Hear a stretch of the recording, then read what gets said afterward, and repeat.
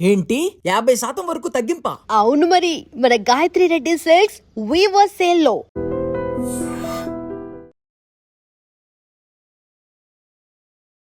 Welcome to iDream.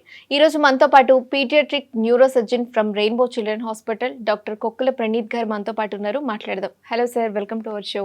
Thank you అండి. Sir, చిన్నపిల్లల్లో చాలా మందికి అబ్నార్మల్ హెడ్ షేప్ చూస్తూ ఉంటాము అండ్ పేరెంట్స్ కూడా ఫియర్ అవుతూ ఉంటారు ఏంటి అని చెప్పి. సో అది ఎందుకు అలా రకరకాలుగా పిల్లల హెడ్స్ అనేది చేంజ్ అవుతూ ఉంటుంది? అవునండి. This is a very common and ఇంట్లో రెగ్యులర్ Common డిస్కషన్ issue. ఉన్నది. ఎవరైతే చిన్నపిల్లలు ఉంటారో, సో ఐ థింక్ సో మన grandmothers are experts in making the head shape normal and we see that నూనె పెట్టాలి, రాయాలి, మర్దన చేస్తే హెడ్ షేప్ ఇలా నార్మల్ అవుతుంది, లేకపోతే ఒత్తుకుపోతుంది, హెడ్ గట్టిగా అవ్వాలన్నా సరే ఆయిల్ పెట్టాలి, ఈ ఆయిల్ పెట్టాలి, ఆ ఆయిల్ పెట్టాలి అనేది మనము రెగ్యులర్గా వింటుంటామండి. సో హెడ్ షేప్కి వచ్చి దిస్ ఇస్ సో సర్ప్రైజింగ్ అండి. So see that baby normal delivery అవ్వాలి అంటే హెడ్ సైజ్ ఆర్ ఆ shape it doesn't allow. So దానికోసం అన్నట్టు గాడ్ ఎలా చేశారంటే ఈ బోన్స్ అన్నీ కూడా దే ఆర్ నాట్ ఫిక్స్డ్. మనకు అడల్ట్లో ఎప్పుడైతే మనం చూస్తాం మన బోన్ ఇదంతా హెడ్ అంతా ఒక సింగిల్ బోన్లా ఉంటుంది.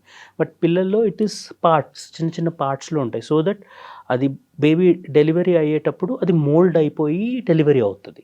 అయ్యాక మోస్ట్ కామన్గా ఏం చూస్తామంటే పుట్టాక హెడ్ షేప్ అనేది చాలా డిఫరెంట్గా ఉంటుంది. ఎస్పెషల్లీ ఏమంటారు నార్మల్ డెలివరీ అయిన బేబీస్ చూస్తే హెడ్ షేప్ చాలా డిఫరెంట్గా ఉంటుంది. కొందరికి ఇట్లా స్వెల్లింగ్లా కూడా వస్తుంది. సో ఇవన్నీ కామన్ అండి. అంటే అప్పుడప్పుడు ఫ్లూయిడ్ అక్యుములేట్ అవ్వడము స్కిన్ కింద, అప్పుడప్పుడు బ్లీడింగ్ అవ్వడం ఇలాంటివి అవుతాయి. సో ఇవన్నీ మనకు ఫస్ట్ 2-3 వీక్స్లో మోస్ట్లీ రిజాల్వ్ అయిపోయి అబ్జార్బ్ అయిపోతాయి.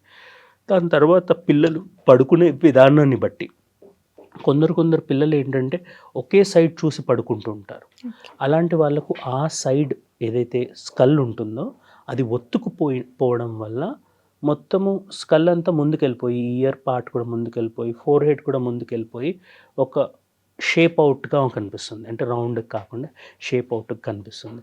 సో దాన్ని మామూలుగా మనకేంటంటే ఈ వెనక అణిగిపోయింది, చిన్నప్పుడు ఏమంటారు ఆయిల్ సరిగ్గా పెట్టలేదు అన్నట్టు మన సొసైటీలో అలా చెప్తారండి.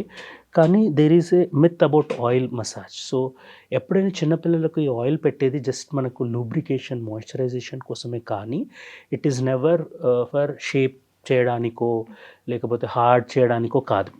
Because this is a soft skull. మీరు ఒకవేళ ఎక్కువ ప్రెషర్ పెట్టినట్టయితే ఆ ప్రెషర్ అనేది డైరెక్ట్గా బ్రెయిన్కి కూడా ట్రాన్స్మిట్ అవుతుంది. అండ్ ఆయిల్ ఎక్కువ పెట్టేది అనేది ఏమి ఉండదండి, థిక్గా పెట్టాలి అలా అనేది.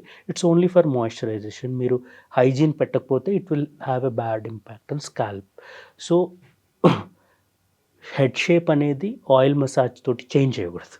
సో ఇట్ ఈస్ బేసికల్లీ ఒక షేప్ ఒక్క సైడ్ పడుకోవడం వల్ల రావడం వస్తుంది. కాబట్టి వెన్ మదర్స్ నోటీస్ దట్ ఒక సైడ్ అంతా ఒత్తుకుపోయింది అట్లా అని, ఎస్పెషల్ 2 months 3 monthsలోనే దే నోటీస్. కానీ కామన్గా ఫ్యామిలీలో or when they meet their paediatricians వాళ్ళు ఏం చెప్తారంటే ఏజ్తో సెట్ అయిపోతుంది అని.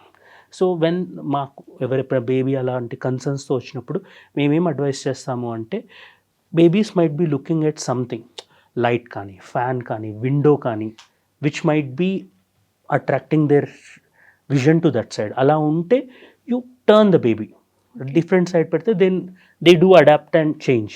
అలా చేసినప్పుడు యూజువల్గా సెటిల్ అవుతాయి.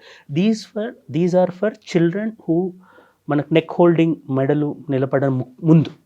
ఒకసారి మెడల్ నిలబడ్డాక we can try tummy time, అంటే అబ్జర్వేషన్లో ఉన్నప్పుడు బోర్లా బొక్కలు పడుకోబెట్టడం వల్ల కూడా it's for only for short duration 15 minutes 20 minutes day టైంలో ఎప్పుడైతే నెక్ హోల్డింగ్ ఉందో అప్పుడు కూడా హెడ్ షేప్లో చేంజెస్ వచ్చినవి చేంజ్ అయ్యే అవకాశాలు ఉంటాయి. ఒకవేళ 6 monthsకి కూడా చాలా అణిగిపోయి ఉంది, ఫ్లాట్గా ఉంది, ఆర్ ఒక సైడ్ వంగిపోయి ఉంది, మొత్తం ఒత్తుకుపోయి ఉంది, అలా ఉన్నప్పుడు మనకు ఇప్పుడు హైదరాబాద్లో ఆర్ ఇండియాలో most of the places helmet therapies అనేటివి అవైలబుల్ ఉన్నాయి. ఇదేంటంటే బేబీ షేప్ని బట్టి వి మేక్ హెల్మెట్స్. ఆ హెల్మెట్ పెట్టినప్పుడు ఏమవుతుందంటే ఆ ప్రెషర్ పాయింట్స్ అనేటివి చేంజ్ అవుతాయి. ఇది ఎన్ని మంత్స్ బేబీస్ నుంచి ఉందండి? So usually we advise after 6 months. 6 months అనేది సివియర్గా ఉన్నప్పుడు 6 monthsకి చెప్తాము. లేకపోతే మైల్డ్ మోడరేట్గా ఉన్నప్పుడు పేరెంటల్ కన్సర్న్స్ ఉన్నప్పుడు we try to start at around 9 months.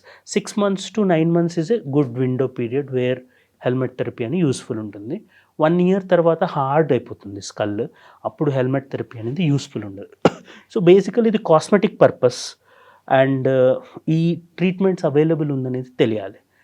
So head షేప్లో ఇంకొక మోస్ట్ ఇంపార్టెంట్ థింగ్ ఏంటి అంటే క్రేనియోసినాస్టోసిస్ అనే డిసీజ్ ఉంటుందండి. అంటే మనం ముందు డిస్కస్ చేసినప్పుడు బోన్స్ అన్నీ ఫ్లోటింగ్గా ఉంటాయి, సపరేట్గా ఉంటాయి అన్నదానికి కొందరు పిల్లల్లో ఏంటంటే పుట్టుకకు ముందైనా సరే, పుట్టిన తర్వాత ఎర్లీగా అయినా సరే ఆ బోన్స్ అనేవి ఫ్యూజ్ అయిపోతాయి. అవి బోన్స్ ఫ్యూజ్ అయిపోవడం వల్ల ఏమవుతుందంటే చిన్నపిల్లల్లో బోన్స్ ఫ్యూజ్ కాకపోవడానికి ఇంకొక కారణం ఏంటంటే skull has to support brain growth. అలా కాకుండా అది ముందే క్లోజ్ అయిపోతే ఏమవుతుందంటే స్కల్ బ్రెయిన్ గ్రోత్ని ఆపేస్తుంది అండ్ స్కల్ షేప్ కూడా చేంజ్ అవుతుంది. కొందరిదేమో ట్రయాంగిల్ షేప్లో ఉంటుంది హెడ్, కంప్లీట్ ఇక్కడ పాయింటెడ్గా వచ్చేసి. కొందరు హెడ్ ఇట్లా కోలగా లాంగ్గా ఉంటుంది, కొందరిది కంప్లీట్గా ఇలా అణిగేసినట్టుగా ఉండి టాల్గా ఉంటుంది. So there are different head shapes which can happen because of ఏ సూచర్ ఎక్కడ ఫ్యూజ్ అయింది అలా అయింది. ఈ పిల్లల్లో రిస్క్ ఏముంటుందంటే ఆ సూచర్ అనేది ఫ్యూజ్ అవ్వడం వల్ల బ్రెయిన్ లోపల ప్రెషర్ పెరిగిపోతుంది. ఆ ప్రెషర్ వల్ల బ్రెయిన్ డెవలప్మెంట్, విజన్ అనేది పోవడము, సివియర్ కండిషన్స్ ఎప్పుడైతే మల్టిపుల్ అంటే చాలా సూచర్స్ క్లూజ్ అయినప్పుడు లైఫ్ రిస్క్ కూడా ఉండొచ్చు వీళ్ళకు. సో సివియర్లీ అబ్నార్మల్ షేప్ ఉన్నప్పుడు డాక్టర్ని కలవడం ఎంతో ముఖ్యం. ఆ పిల్లలకు మేము యూజువల్లీ సస్పిషన్ ఎక్కువ ఉన్నప్పుడు సిటీ స్కాన్ లాంటివి చేసి ఈ పిల్లలకు సర్జరీస్ కూడా అవసరం అవుతుంది. ఎందుకంటే ఆ ప్రెషర్ సిమ్టమ్స్ వల్ల బ్రెయిన్ డెవలప్మెంట్ ఆగిపోతుంది కాబట్టి మనకు వీటికి సర్జరీస్ కూడా చేయాల్సిన అవసరం వస్తుంది. అంటే హెడ్ షేప్ అనే ప్రాబ్లం మైల్డ్ కాస్మెటిక్ నుంచి సివియర్ లైఫ్ థ్రెటనింగ్ ఇష్యూ వరకు కావచ్చు.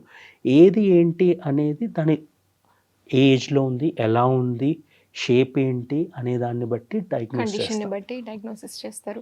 సో చిన్నపిల్లలకి ఎప్పటి నుంచి మనం పిల్లో అనేది వేయొచ్చు? అంటే చాలామంది ఇప్పుడు మనం ఆన్లైన్లో కూడా చూస్తాం, డిఫరెంట్ మస్టర్డ్ పిల్లోస్ అని అలా వస్తున్నాయి కదా. సో కిడ్స్కి అసలు ఎప్పటి నుంచి పిల్లో వేయొచ్చు? Very good question. Actually pillow medical science ప్రకారంగా వీ విల్ నాట్ అడ్వైజ్ అండి. Pillow is not advisable.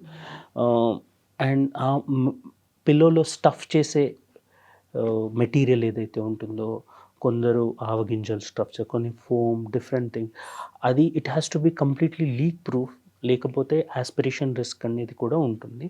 But from medical point of view any head shape concerns అయినా దేనికైనా సరే we don't suggest any pillow. So pillow is not advisable medical గ్రౌండ్స్లో. Head shape change చేయడానికి కూడా per se మేము pillow advice చేయమండి. Position is more important than pillow. And pillow వల్ల ఇంకొక మేజర్ ఇష్యూ ఏముంటుందంటే చిన్నపిల్లల్లో హెడ్ సైజ్ అనేది పెద్దగా ఉంటుంది బాడీ కన్నా, ఓకే, రిలేటివ్గా. దానివల్ల ఏమవుతుందంటే పిల్లో పెట్టినట్టయితే నెక్ ఫ్లెక్స్ అవుతుంది, వాళ్ళకు బ్రీతింగ్కి కానీ దేనికి కానీ ఇబ్బందిగా ఉంటుంది.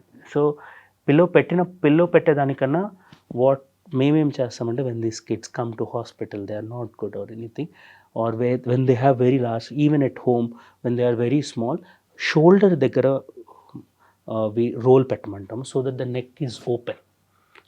So pillow is not advisable for children. Okay, so అంటే ఏ ఏజ్ నుంచి వేయొచ్చు ఒకవేళ పిల్లో? 1 year or 2 years తర్వాత? So pillow is for basically comfort అండి. The normal pillow, even when you speak for adults, it should be for the neck support, it's not for the head thing. పడుకున్నప్పుడు head కింద pillow పెట్టడం వల్ల the natural position of the spine అనేది ఫ్లెక్షన్లోకి వెళ్తుంది. That is not a advisable position. దానివల్ల muscles strain అవ్వడము ఇవన్నీ ఉంటాయి. Pillow is not advisable even for children or adults, it's only for comfort. Head shape నార్మల్గా ఉండట్లేదు అని పేరెంట్స్ కొంతమంది ఫియర్ అయ్యే వాళ్ళకి క్లియర్ ఇన్ఫర్మేషన్ ఇచ్చారు. థ్యాంక్ యూ సో మచ్ అండి.